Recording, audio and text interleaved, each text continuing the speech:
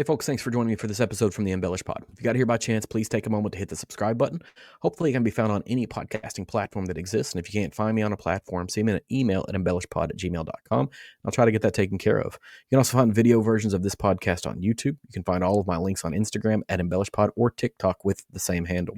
I have a website. It is www.embellishpod.com. It's a place to pick up these links, episode details, and more. Today, I'm going to have Brett joining me from Castle and Key. We're going to talk about a whole bunch of stuff, and I hope you guys enjoyed the episode.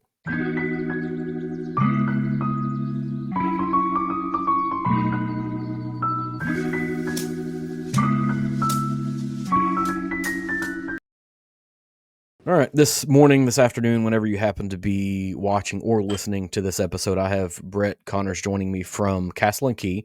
Brett, give me the elevator speech on who Brett Connors is and how you got where you are.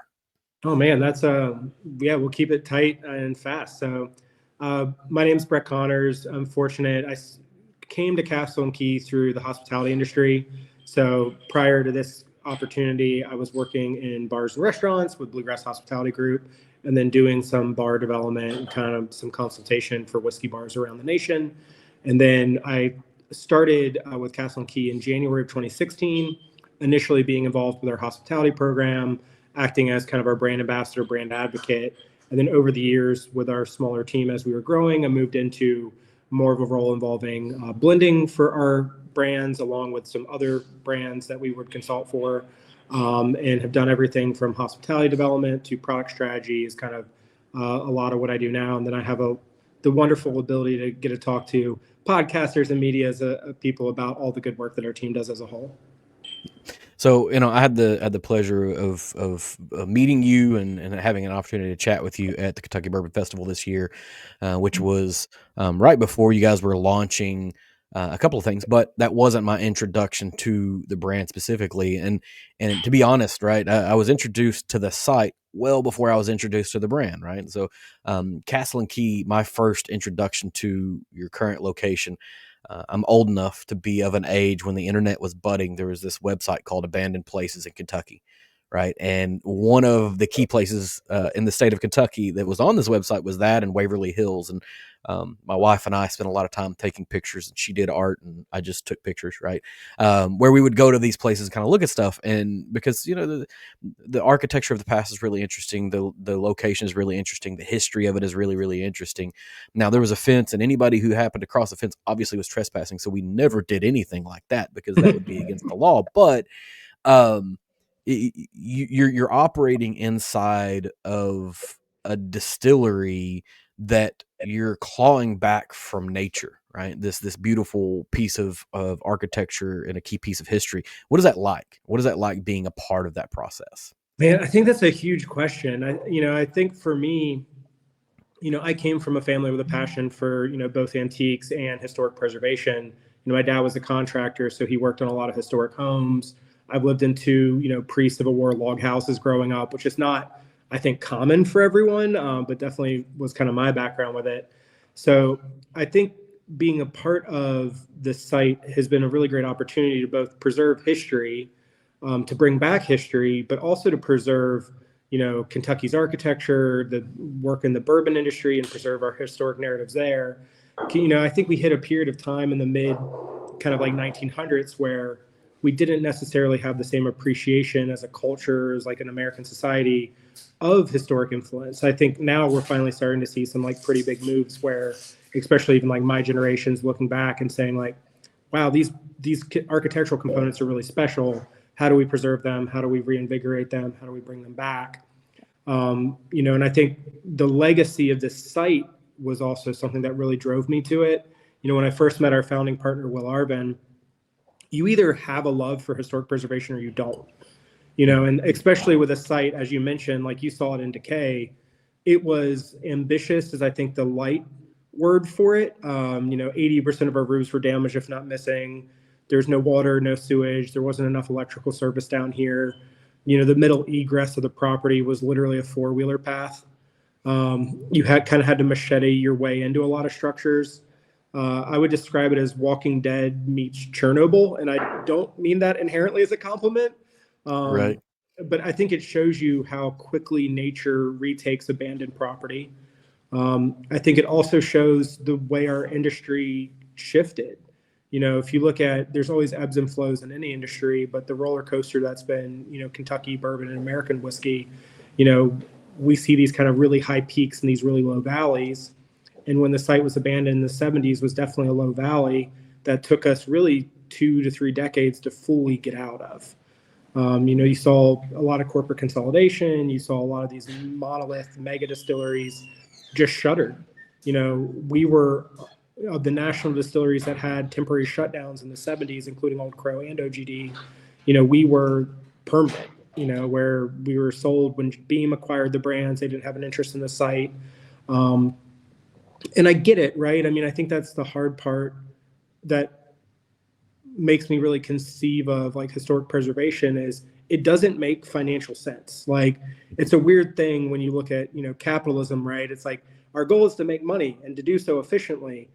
And it's really hard to justify historic preservation if you look at the pure financials of a program. You have to, like, how do you put a price tag on history? How do you put a price tag on a soul of a place or like the energy of a place?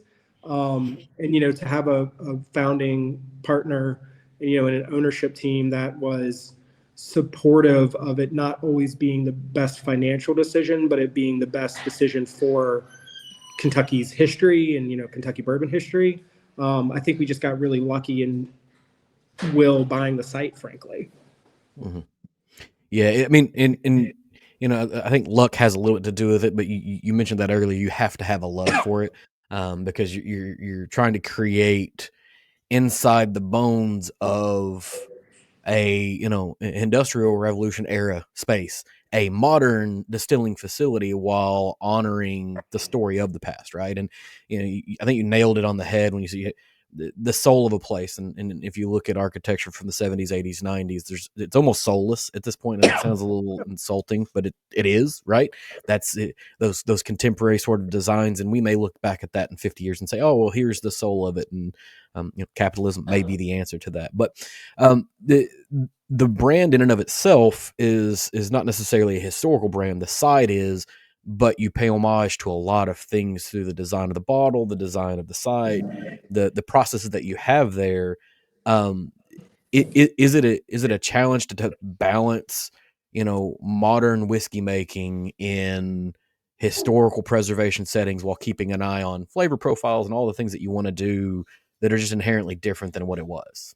Oh yeah, I mean, I think that's an absolutely. I think that's always sort of a tightrope, because you want to honor historic perspectives here, But I always kind of use like the medical analogy. I think the leaps and bounds we've seen in science over the last century. Like I would much rather a modern surgeon operating on me than a surgeon from the early 1900s, right? So, I do think the things that occurred here under Taylor, if you look back into the early, late 1800s, early 1900s, he was making really the highest quality whiskey that he could at that time. And he was doing so with relatively limited scientific capacity. They didn't have mass specs back then. They didn't have like plating for yeast culture. Like they didn't have the same, they had basic beer science and they had a lot of education and gumption that was kind of learned on the spot. Where now, as we look at our team, we have a lot of really great background in either chemical engineering or, biology, laboratory techs. Like, we have a much fuller understanding of when you do something, what are the actionable and ramifications of that decision. So I think for us, it was using that historic legacy as a foundational component and saying, hey, this is what E.H. Taylor did that was really cool or made his brands and his perspective different than the others in the industry. And then what of that is transferable to the modern era intentionally? I think that's kind of that part where you're challenging the tradition that occurred here by making it have to be scientifically justified. You're saying like, hey, he was a really large proponent of the utilization of white corn, which when we started doing like the actual scientific analysis of it, yeah, it's a really cool grain. It's going to be less starch and less sugars, so you're going to have a little bit higher protein construct. So it's a little bit of a different flavor than you look at like yellow 2-number dent corn. So for us, it was like, oh, well, that's a cool thing that you can kind of modernize. Yeast strains, like we looked at old historic yeast strains here, but we didn't find any that were like a true Saccharomyces from the era.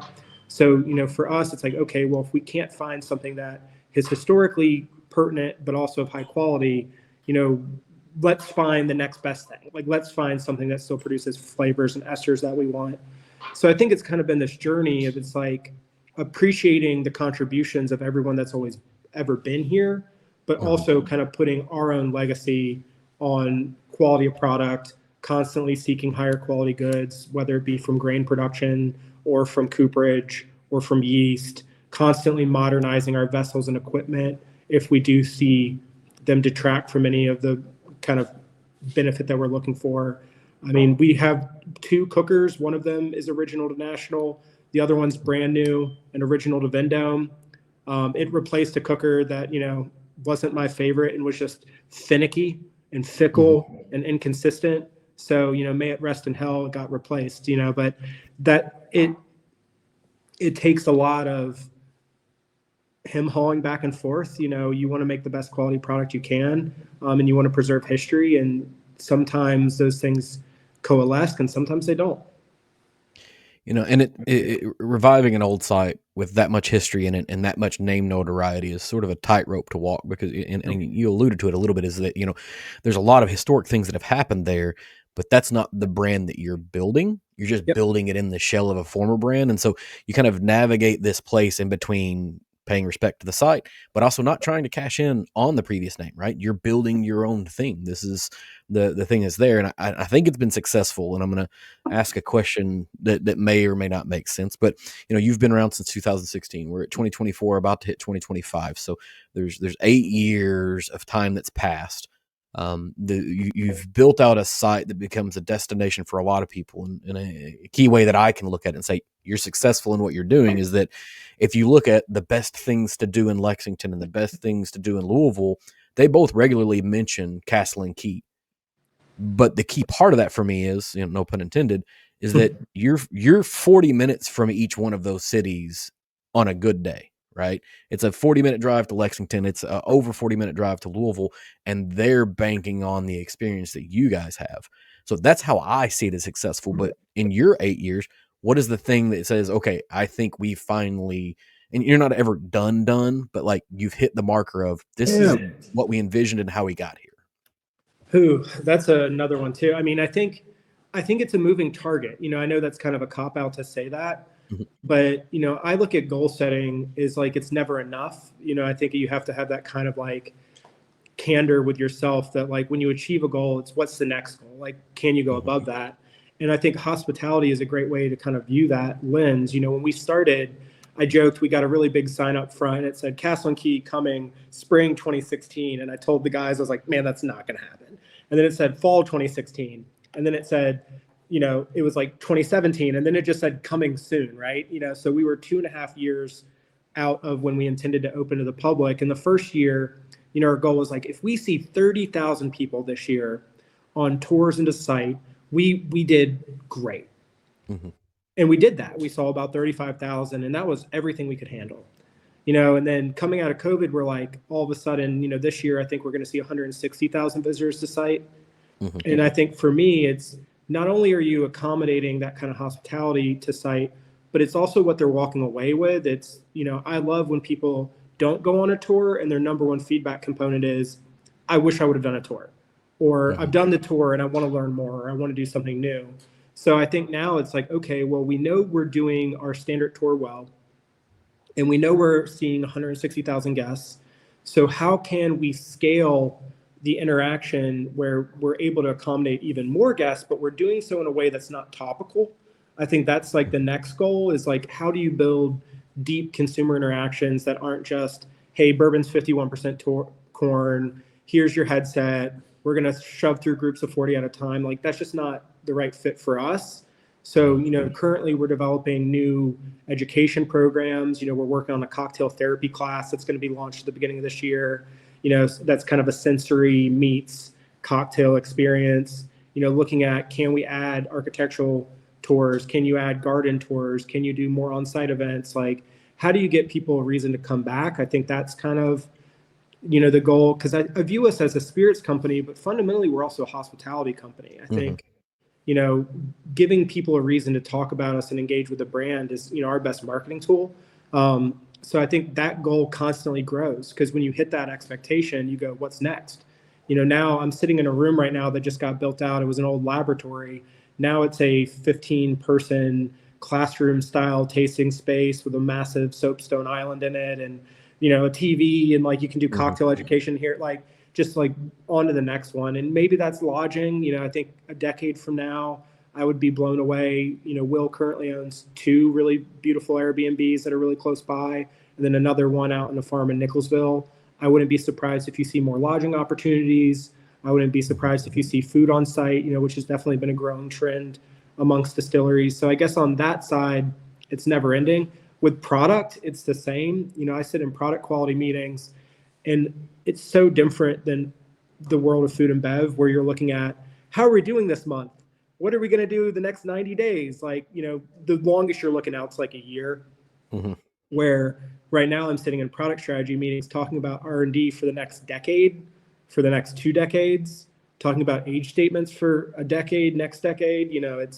It's definitely a really long-term vision. And we have some goals on the product side that take time to get to, but increasing our age statement, being diligent about the experimental whiskeys we're laying down, trying to innovate in those spaces, and trying to not overwhelm our sales and marketing team, because you can be really creative, but if they don't want to sell it, then it's definitely a collaborative process too. So I guess, yeah, evaluating where we want our whiskey to be in 2035, Hmm. while also trying to figure out how to accommodate 200,000 guests next year. I guess it's the goals I'm currently like stressed out about. So it sounds like you found a way to weave together both the best and the worst of both of those industries, where one is a really long range planning cycle. I mean, you need to make your sales, but it doesn't matter if your wood and liquid strategy doesn't hold up for the next 4 or 5 years, right? Because you sell the first bottle and somebody wants the second. If you don't have anything to put back to replace it, you're in trouble. Whereas with hospitality, with the way that hospitality goes, restaurants may not exist in 2 years, right? Or bars may not exist in 2 years. And so it's very much, what can we achieve in the next 18 months. Now you get to manage both of those things in one site, which I think is, for all of the pain of it, right, because it is a painful process, I think is a successful strategy, right? Because everyone is talking about the potential constriction of the bourbon marketplace or the whiskey marketplace in North America. um, you may get to a point to where drawing people with whiskey may not be 100% of the activity, or drawing people with the hospitality may not be 100%. But if you combine those two things together, you have good whiskey, you have good hospitality. You easily survive a constriction. I don't want to say it's the bubble burst, right? Because I think we have this artificial inflation that happened during COVID because everybody had a whole bunch of extra spending money and couldn't go anywhere. And so they spent a bunch of money. And so there's this weird hump that exists on a normal growth pattern. But kind of shifting a little bit, we've talked a little bit about the site, right? And you've mentioned some things that you think would be useful, which, you already nailed my question of what does Castle and Keys location look like in 5 to 10 years. The only thing I would add to that is, at some point in time, you guys have to do some sort of a Ren fair, right? Like you have a castle, you have to have turkey legs on site at some point in time. But that may be an even nerdier group than just the whiskey people, right? If you're getting Hey, I into the like Ren diverse fair groups. I folks. love a good Ren Fair, man. I still play D&D with some regularity, so like it definitely would appeal to me. Right. Yeah, off record, I'll send you, if I can find it. Our distillery team shot a Mighty Python like spoof Oh, at the beautiful. distillery, and it's like super poorly done, which makes it even better. That's what makes it great. Yeah, and yeah, I'll bump that over to you at some point. But yeah, We were actually, as a family, just watching the Ministry of Silly Walks yesterday with my daughters. I was explaining a situation to them, but so recent introductions into the marketplace that you guys have had, right? So the thing that I got the opportunity to try while I was at Kentucky Bourbon Festival is a 7-year cask strength weeded release, which is the culmination. I mean, there's an age statement here, which whiskey nerds go nuts over. I think we're going to hit a place where age statements matter less and flavor profiles matter more over time. But it's still hard to beat. Like, it's both 7 years and delicious, as opposed to delicious and unstated. It gives you something. But how much do you put into the new production, new launches of product lines, right? Because you know, bourbon and whiskey are pretty limited. Well, bourbon is pretty limited in what you can do with it and still call it bourbon. You do have some kind of experimental stuff, but a wheated 7-year cask strength sounds common to the market, but it's also tough to get there as a brand. So, I guess I don't know if there was a question in there, but what was this launch like for you guys, maybe? Yeah, I think that's a great question. I kind of get down to like what you're discussing, right? It's like when does an age statement, when's it impactful, and like what's the call to a consumer to drive purchasing, and what does it mean for us to get to certain age statements? As a newer distillery, which I would still consider us, we're under a decade of ownership. Mm-hmm. I think this is the culmination of a lot of work, right? Especially someone who's been here initially tied the project from 2014 and then full time in 2016. It's the efforts of a ton of staff, over a decade. And it's a really great feeling to finally bottle something that we think that really stands up to the age statements that you do see from a lot of legacy producers. I think we were kind of in this race, with kind of our cohort where I look at, Bardstown, Green River, Wilderness Trail, New Riff. Like there are a lot of really great whiskey producers I just named, and we all started around the same time. So, for us, it was getting a 4-year-old out there and starting to build a reputation of like, hey, we're making really great whiskey, knowing that we never intended to have a 4-year-old as our permanent product. So we debate this a lot in marketing and sales. Like, what are the age statements that consumers actually start to be like, that's a big jump, And I think going from a 4 to a 5, it's a jump, but it doesn't really like turn heads. Going from a 4 to like a permanent 6-year-old is a bigger jump. Getting this weeded up to 7, but really looking at long term, trying to get this SKU closer to 10 to 12. I think there's these big hurdles, and that takes both patience, but it also takes being able to be honest about, a 7-year-old still a really tasty whiskey, especially if you blend it well. And, we really focused on, optimizing our age statement, but also optimizing our blend quality. I get the opportunity to work with a blending cohort now. So I'm our head blender, but we really work with kind of a small democratic team where I don't care if it's my blend, I care if it's the best blend. So when we went into the shop on this, we're looking at a couple hundred barrels to work from, and we narrowed that down to a 100-barrel blend, and it was just trial and error. You put smaller components together, you build a full-size blend, you fiddle with it, you fiddle with it, you fiddle with it, and you just made sure that it was something that was approachable, and I think put kind of our flag in the sand for being a really welcoming product. It's with our entry proof, we do have a lower entry proof, so it's never going to be 140 for us, right? So that automatically precludes a certain category of bourbon consumer that wants just as high octane as you can bottle. But I do think it's a really silky and welcoming cask strength. We have fans of the site that love us for hospitality, or love us for our history, or love us for our gardens and grounds. So we were trying to find this balance of how do you make the whiskey nerds happy, but also, don't freak out, Jeff, who buys one nice bottle of whiskey a month, from Right. from like a larger chain liquor store, and you don't want him to be like, what is this? Right. I always use the example of like, I'm a big malt nerd and I love like, Charbet, like distilled beer. I would never try that product with any of my friends who weren't really into whiskey, because they would probably be like, what have you done to me? Like this, Right. it's not consumer friendly, right? So yeah, but I think for us, it was a culmination of a lot of effort. A lot of love went into that bottle. And then now we're looking at, well, how do we sustain that as a permanent release every fall? And, what does the age statement on it look like? And how do we get it older? And how do we keep the quality on it? And how do we make it even better? So yeah, we're working on all that. So a lot of effort and a lot of love. And it's a good point, right? Yeah, you can't, you can, but you don't want like a shelf standard, a thing that you're going to continue to do over and over again, to be so shocking that it pushes off the market that actually makes most of the money. Like we're talking to whiskey nerds on this podcast, but they may make up 5% of the marketplace, and there's the other 95 that's going to pay the bills on a regular basis. And if you throw a peated whiskey at a guy who drinks gallons of Jim Beam White Label, you're gonna have a problem, right? And he's gonna say, "No, this is not a thing that I necessarily am interested in having."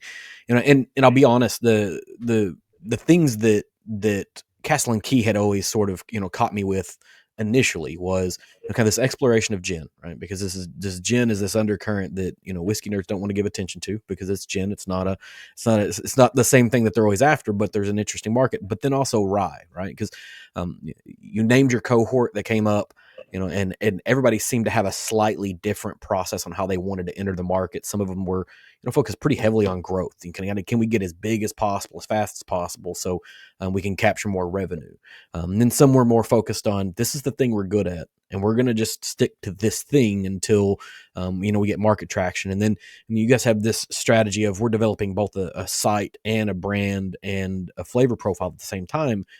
I understand why rye is it, and the bourbons were never bad, but it was like I found some interesting things in the rye, and this cask strength wheated was the first one. I was like, here it is. This is the thing that you've been working towards, and so hats off to you. But how do you top the right? Because in my mind, rye was the thing that you guys really kind of did really really well early on.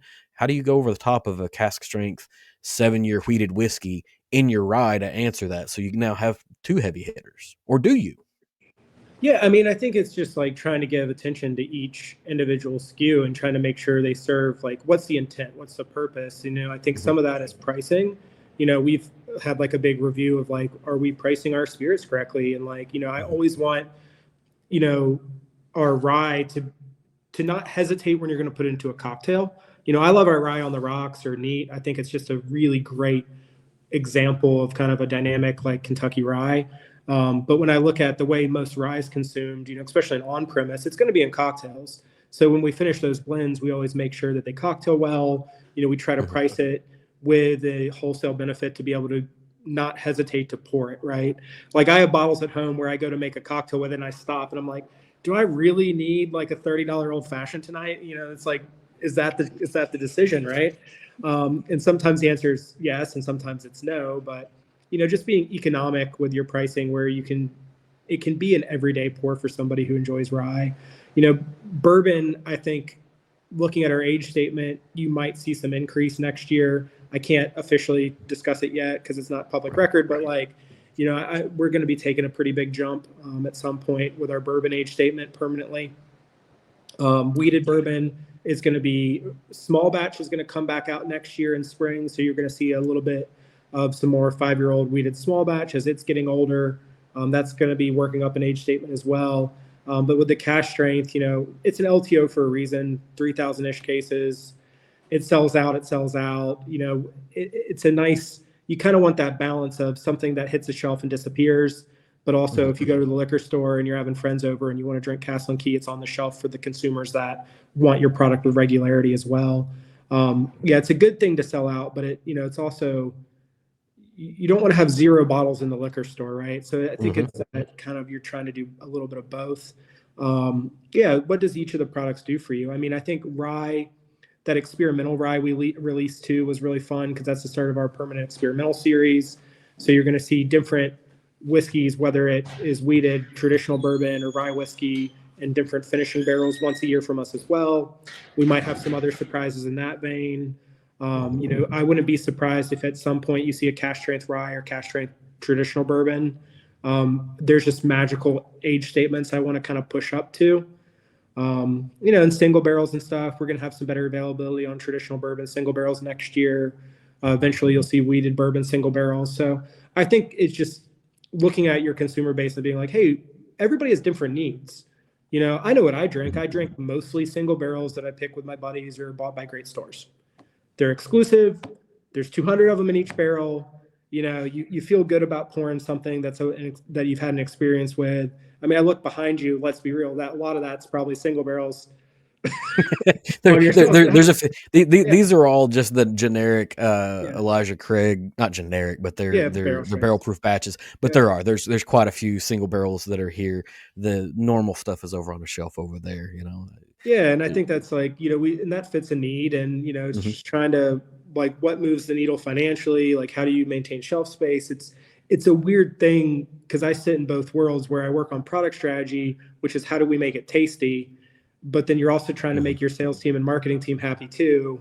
And everybody has different needs, but I always give Castle Key a lot of credit that, you know, quality, we can kill a product faster than anybody else. Like if we're not happy with the outcome, Mhm. we're the final decision maker. Right. So we have a pretty heavy hand on the scale.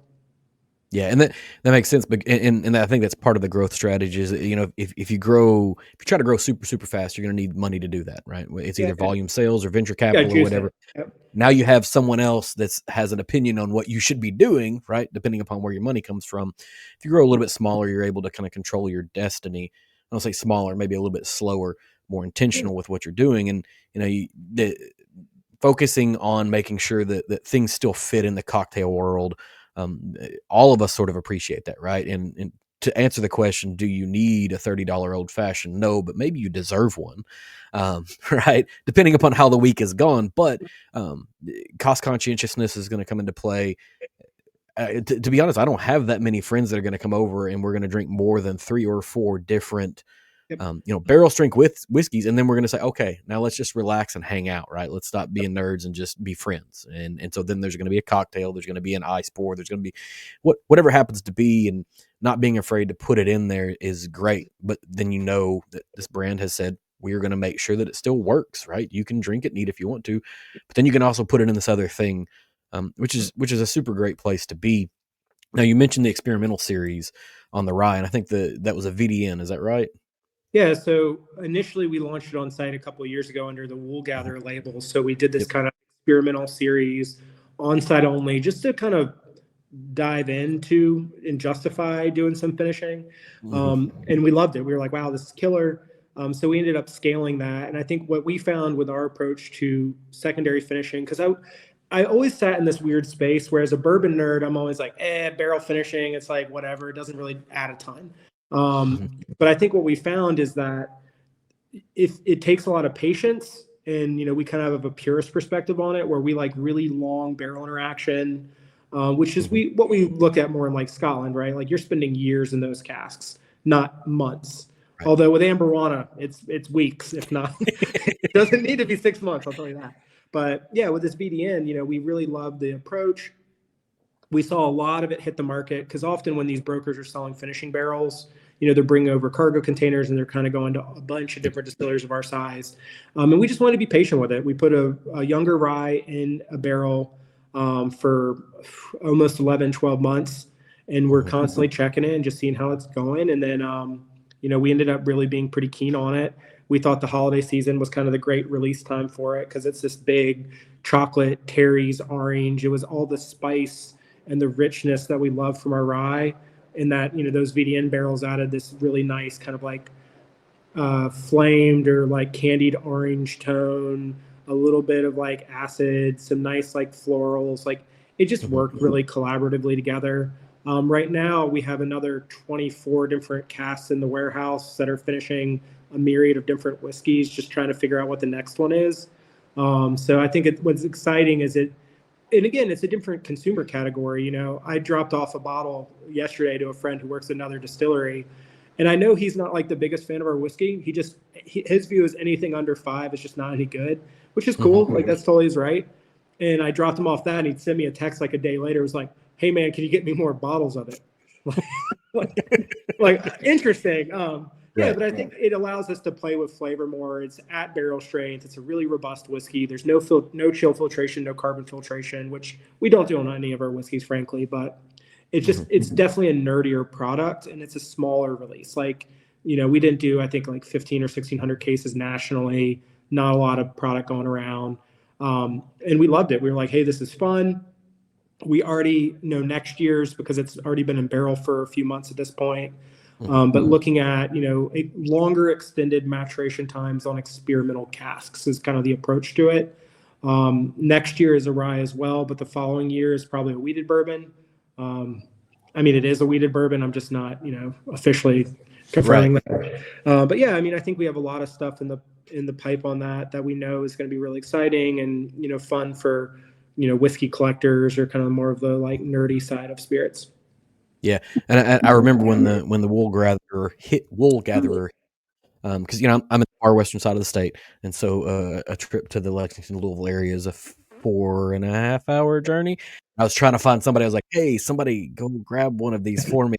and it was not a successful time frame or successful journey for me. But so for these experimentals coming forward, are they going to be distillery releases as well, or are they going to have somewhat broader distribution? Yeah, I think the goal was, and that was the feedback we heard. We have fans that aren't located in Frankfurt or Lexington or Louisville, right? So I think, every time our marketing team would always be really sassy because we'd release 200 or 400 bottles at the distillery. And they Mm-hmm. just have people that are like, it's ridiculous. I can't get this in, Florida where we distribute, or New York, or like, and I think we were upsetting more people than we were making happy. So I think the idea Mm-hmm. became, well, how do you use that as a testing ground to verify something that is tasty or not? And then look at, well, what's the scale that, we're not getting too big where it's going to sit around on the shelf, but, we're doing it well and we're able to get a little bit more product out into people's hands. And, my favorite example of that is the vermouth barrel. I think I bought all of Mm-hmm. them. We did 2 barrels of vermouth that were just insanely good. You're probably going to see that come back as one of the annual releases. And I like that we're still mixing it up. We're not saying like, hey, this is a permanent thing. You're saying, hey, if you like this one, you might like the next year. You might love the year before more. You might like the year after more. I love that kind of debate where we're able to show off kind of our creativity and not say, hey, this is a permanent, finishing barrel, but to give us some flexibility in what we're showcasing. Yeah, and I'll tell you a secret because I am one of the whiskey nerds that's going to complain whenever it's not in the local space. I mean, I'm probably not Yeah, the one that complains as much because I understand, volume concerns and the ability to get yeah, it out there, and is it really that valuable? But you send a couple hundred bottles somewhere, then the next complaint is going to be there's not enough, right? You got it there, but there's not enough. You're going to be continually chasing those people, but that's part of the game.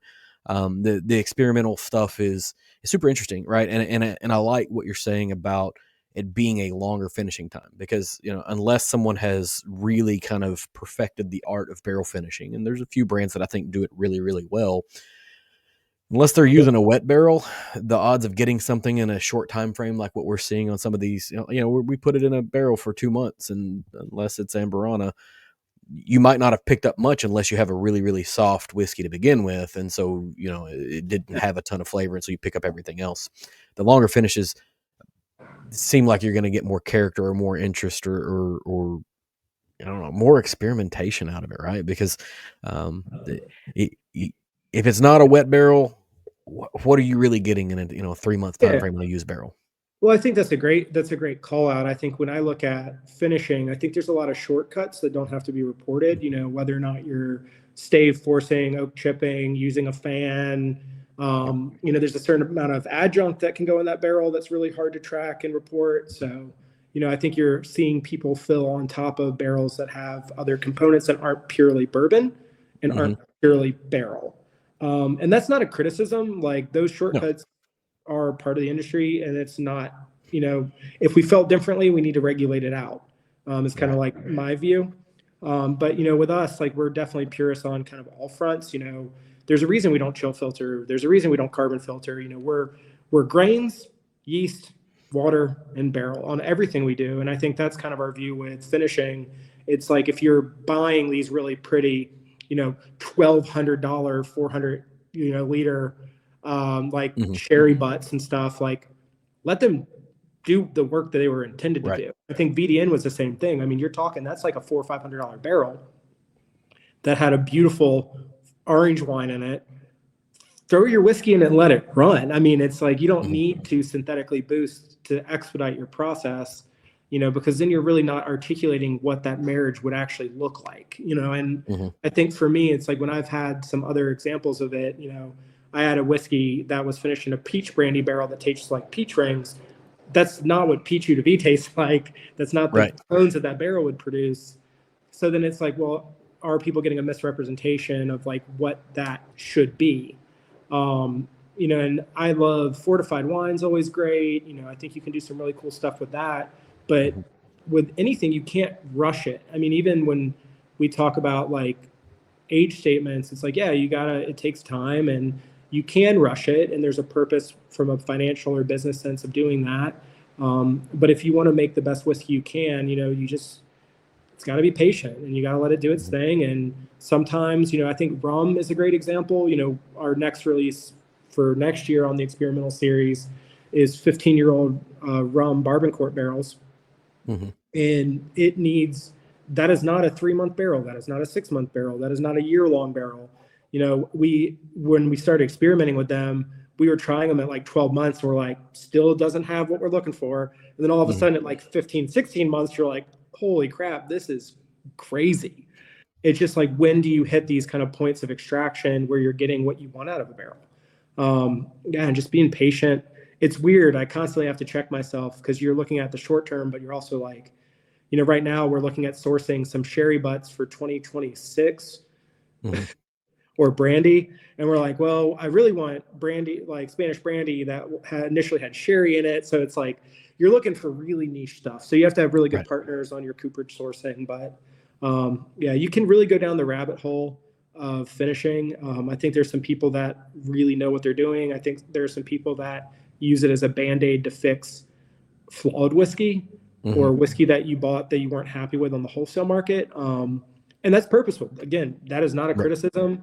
I think finishing can serve a lot of purposes for people. I think for us, we're blending specifically to finish.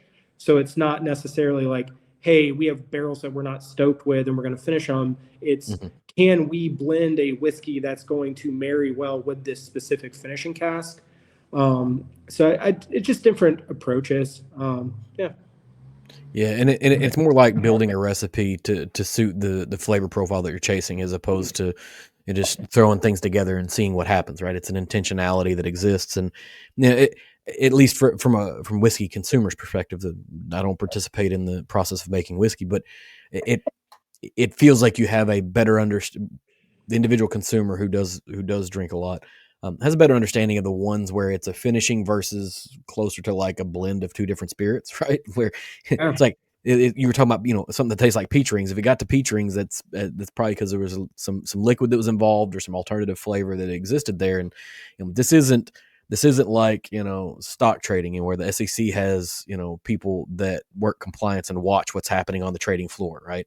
And it's ultimately up to the individual brands to report what they're doing appropriately. And if there's ever a question, then somebody comes and investigates, and that's a whole different story. But being open about your process, I think, helps people make better decisions on what they want to purchase and how they want to get there. And you mentioned blending to get to a recipe that you think makes sense for the finishing process, but I want to take a step backwards on that a little bit and just talk about the blending process. You said you have a blending cohort that you put together. It's more of a democratic process. Tell me how that works. Like, because you built this cask strength release on 100 barrels, was the final blend, but you had, I think, a couple hundred barrels, I think is what you mentioned, that you had to kind of work with. That feels like an arduous process, and everybody who listens to this is going to be like, that would be so awesome. And it might be for the first 3 days, but that's not a 3-day process. That's a much longer process.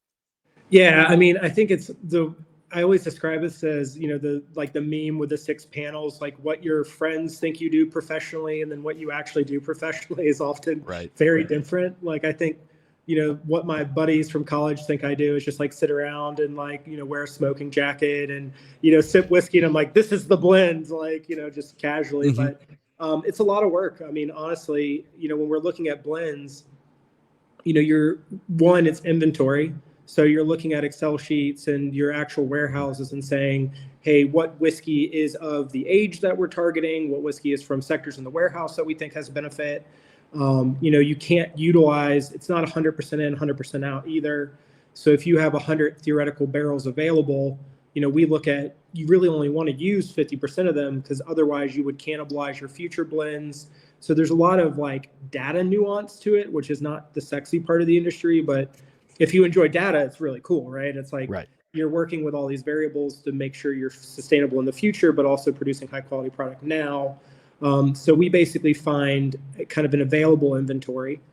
You go drill or sample your barrels, and then you start tasting them. I mean, when I started blending, it was really neurotic where, when I was blending for a client like Pinhook, we were looking at every single barrel. Like I was tasting, if we had 100 barrels theoretically available, I was tasting 100 barrels and then building these kind of sets, what we call pods, is the slang term for it. But think of them as smaller building components. So you're taking 100 barrels and you're trying to put them into sets of 5 or 10 that just make it more functional to work with. Mm-hmm. You can often blend them where they do certain things. you're blending pods that are inherently fruitier, or you're blending pods that are more spice oriented to kind of execute different goals while you're blending. And we do a lot of tasting. I would not define this as drinking. You're eating neutral foods, like it's no coffee in the morning. You can't wear any aromatics. You're Hmm. sitting in there and you're tasting until you're palate fatigued. Where we normally do, we'll taste through like 5 or maximum 10 samples at a time. You're taking a lot of notes. Like we also share our notes with each other. So you're getting like something that you may have not pick up, or you're not like your palate isn't really attenuated to, like you're not going to miss it.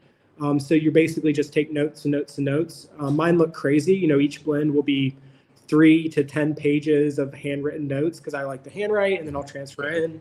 But you're just really trying to understand the components you're working with. And then you start putting them together and you're kind of building this puzzle. I always, I'm, again, nerdy.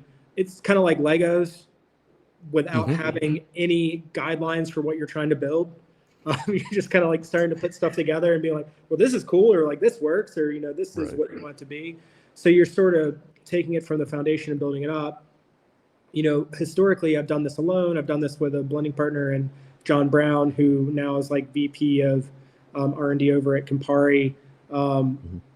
and I like the collaborative aspect of it. I think I talk to other blenders who've done it alone, or work with others, and for me, it's like the conversational collaboration, I think, is where you find the best opportunity. Because I work really hard to think I have a good palate, but at this end of the day, I just want the best whiskey. Like, and I Hmm. like that there's no ego with our team. There's 5 of us. A mixture of male and female palate, and we're just all going in with a unified goal of it needs to taste good. Hmm. I look at it kind of as like a college sports thing too. Like, I don't need to take 20 shots a game to be drafted first round. I don't care. I want us to win, Right. and what the end goal being like, what's the best whiskey? And we build options and we critique each other, and you have to have a pretty thick skin. Because the goal isn't like, hey, I'm not tearing apart your product. It's, this is good. How do we make it better? So we just start to refine it, and then we each will propagate anywhere from 2 to 5 options every blend, which means that you're looking at somewhere between, on average, 10 to 30 options to narrow down. So you're just constantly fiddling and tweaking and fiddling and tweaking. And then we have modification days where you're taking your best options and seeing if you can make them better. And then we kind of put them all in. We do that at the end. We put it all in blind, and you taste through 10 of the best options, and you try to narrow it down to 2 to 3 winners. Um, is this the most efficient way to do it? Probably not. I mean, Hmm. is it neurotic? Yes. Um, do I think it helps us outperform our whiskey quality? Yes. I think it takes good bourbon and makes it even better. But that's what our distillery team deserves. I think we Hmm. look at, our distillers make really good whiskey. And I always say on the blending side, our job is to highlight the hard work that goes in from grain to warehouse and to get out of their way on it. So just trying to build better examples of the work that they do. Yeah. And then now one unsponsored plug. I don't know if you do this. You said you like to take a lot of handwritten notes and then you have to transfer them. Remarkable. I don't know if you've ever used a Remarkable. They're like a digital notepad that you have a stylus and it's all you can do with it. I use that in my day job. It's fantastic. You should do that. And you could sync it on cloud. I need to get one. I literally have it up in my, like, it's one of my tabs. It's is I got the outdated version, not the most recent one, because it doesn't really matter, right? But the ability to tag and create new documents, like it's really helped me professionally, right? Yeah, And then the second thing, you gave me an idea. I'm going to go out and try to design a lab coat that looks like a smoking jacket and market it to distilleries at this point. padded elbows, Yeah, the whole deal. Yeah, I love it. absolutely. Yeah, I'm Yeah, here for it's a legitimate lab coat, but it looks like a smoking jacket. I think it'll be a thing people will want for about 7 minutes. But if I can make a few bucks, that's what we'll do. So you casually mentioned in there working with Pinhook, and I think we probably need at least a few minutes, right? Like you guys aren't just focusing on making Castle and Key whiskey. There's a big portion of your business that is either contract distillation or custom distillation, or however you want to phrase it, and helping brands build.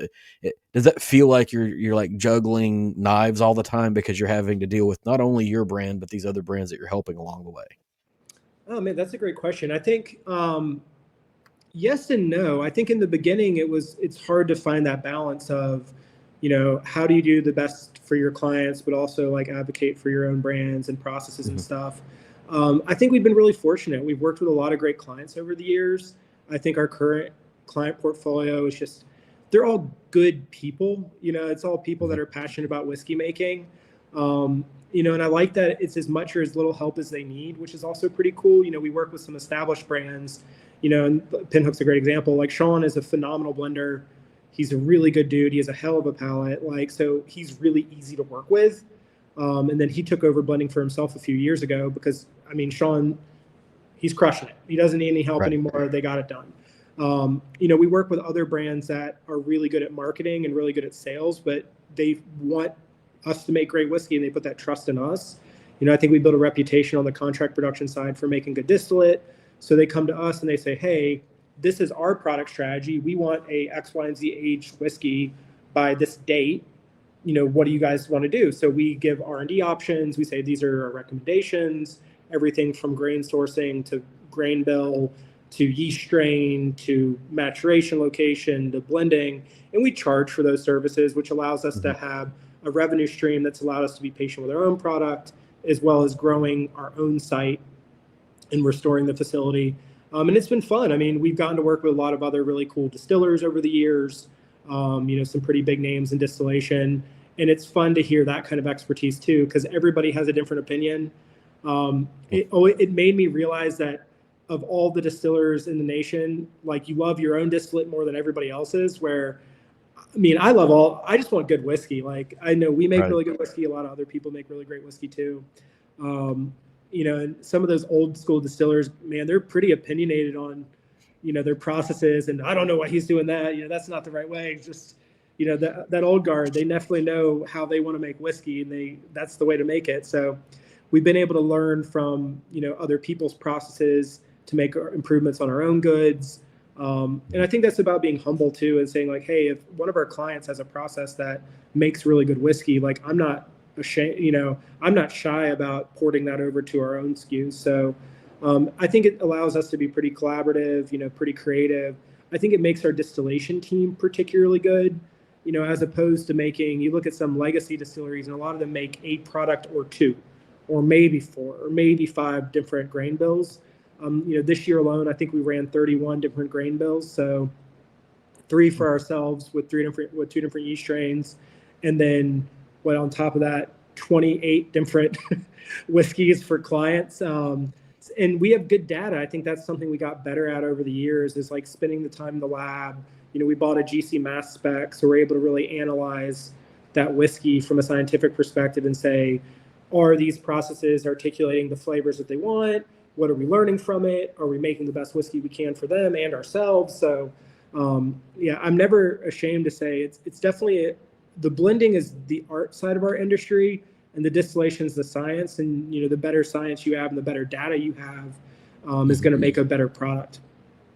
Yeah, and I mean, I don't know how some of these historic distilleries, Maker's Mark comes to mind, right? Because they've made the same recipe over and over again. From a distiller's perspective, at what point does doing the exact same distilling process, not changing up your mash bill and not changing this up, like, does that ever get boring? And then you're like, oh, now I want to go do something else. And so maybe it's a younger generation of folks that might have a touch of ADD or ADHD, and they want to, let's make other things. It's beneficial there, but it also exactly what you said. It gives you more levers to pull as you want to expand what your brand is and what the offerings that you're going to have to the marketplace are. Because you know everybody in the past sort of like you're a wild turkey guy, or you're a Maker's guy, you're a Jim Beam guy, but most consumers now are all of them, right? Like they want to try something different every so often, and being able to keep that under your roof and say we can satisfy that ourselves. You don't have to buy a number of different brands. No reason you shouldn't. You should buy them Yeah. as well, right?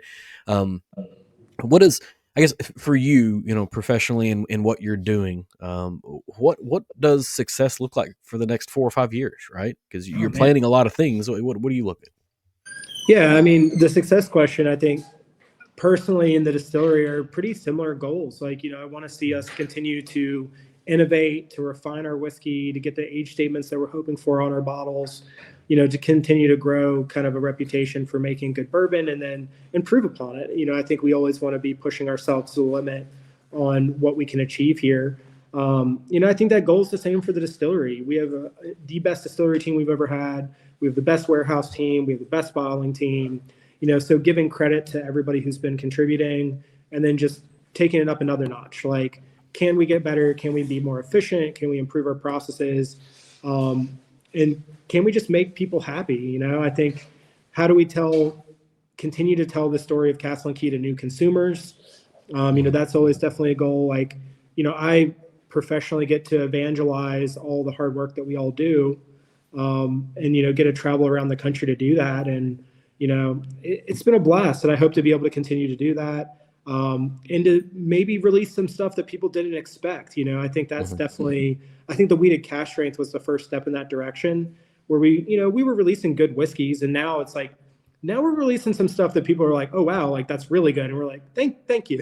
So I think, just continuing to work on our reputation in the industry, and, expanding our understanding of hospitality, and just sitting down with people who like our product and just building relationships, I guess, is part of what I think we want to do a lot of too. Yeah. And, I think from a consumer's perspective, there's two things that I see here is there's this strategic and sustainable growth pattern that you guys are developing, right? Where you're not trying to balloon up too fast where you can't support yourself and sustain whatever it is you're trying to do.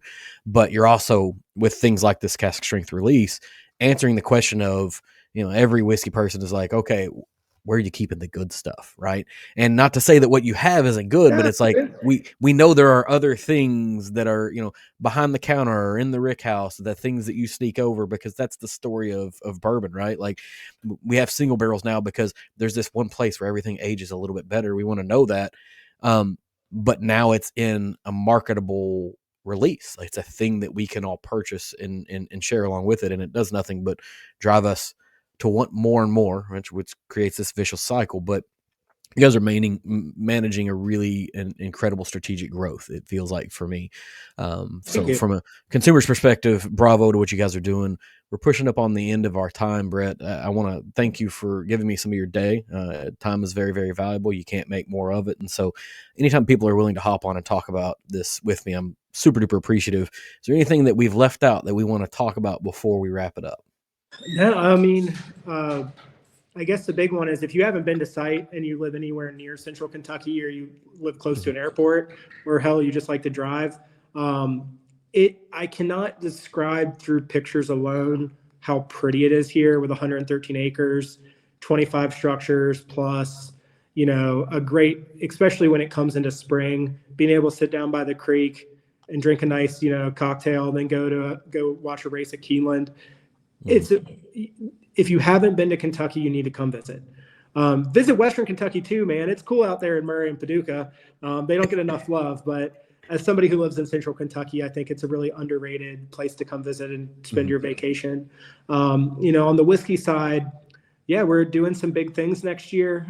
I can't announce them all yet, but I think it's going to get everybody really excited and, really supportive of the brand. So if you've been drinking us, thanks for being patient and supportive, and letting us age up and grow as a brand. And next year, I think you're going to see the fruits of a lot of that.